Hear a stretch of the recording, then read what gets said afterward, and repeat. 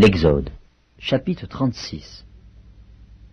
Betsaléel, Oholiab, et tous les hommes habiles en qui l'Éternel avait mis de la sagesse et de l'intelligence pour savoir et pour faire, exécutèrent les ouvrages destinés au service du sanctuaire, selon tout ce que l'Éternel avait ordonné. Moïse appela Betsaléel, Oholiab, et tous les hommes habiles dans l'esprit desquels l'Éternel avait mis de l'intelligence, tous ceux dont le cœur était disposé à s'appliquer à l'œuvre pour l'exécuter.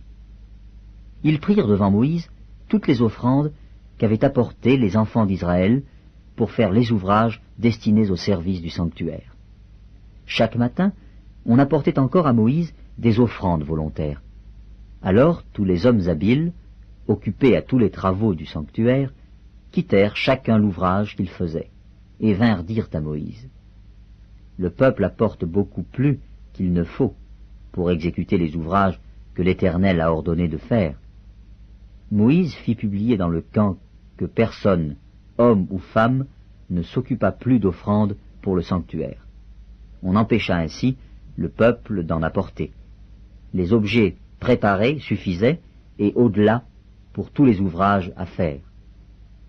Tous les hommes habiles, qui travaillèrent à l'œuvre, firent le tabernacle avec 10 tapis de fin lin retors et de fil bleu, pourpre et cramoisi. On y représenta des chérubins artistement travaillés. La longueur d'un tapis était de 28 coudées, et la largeur d'un tapis était de 4 coudées.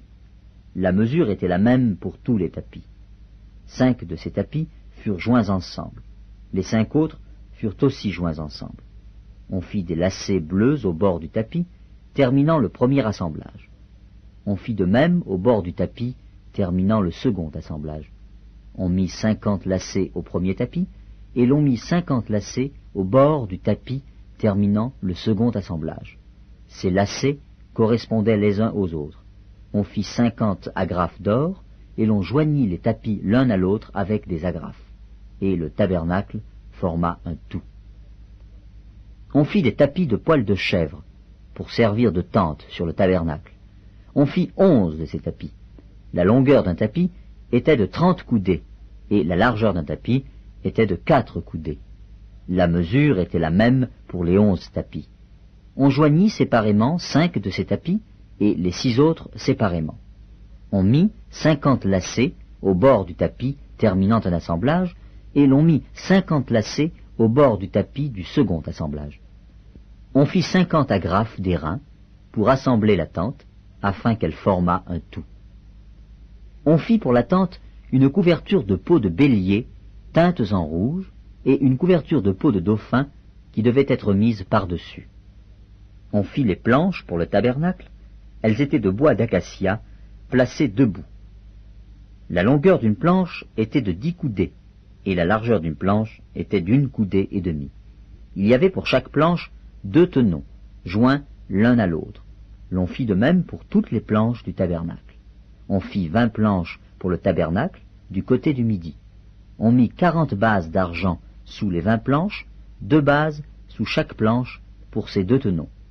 On fit 20 planches pour le second côté du tabernacle, le côté du nord, et leurs 40 bases d'argent, 2 bases sous chaque planche. On fit 6 planches pour le bord du tabernacle du côté de l'occident.